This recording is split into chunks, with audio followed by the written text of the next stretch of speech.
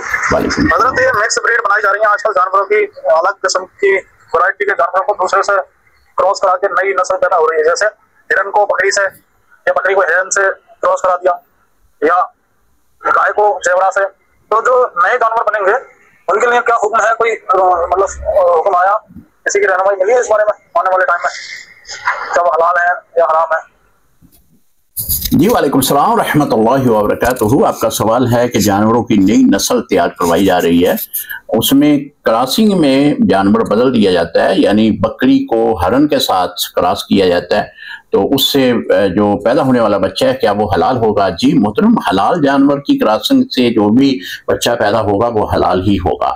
अगर बकरी की क्रॉसिंग हरन के साथ करवाई जाती है तो उससे पैदा होने वाला बच्चा बिल्कुल हलाल होगा।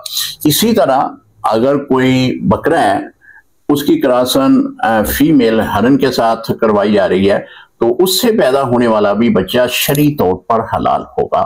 अगर कोई हराम जानवर से क्रॉसिंग करवाई जाती है, जिस तरह के बास ममालिक में भेड़ों को जो है वो सूअर के साथ उनकी क्रॉसिंग करवाते हैं, तो अगर इस तरह का कोई तरीकेकार है तो उससे पैदा होने वाला बच्चा हराम होगा।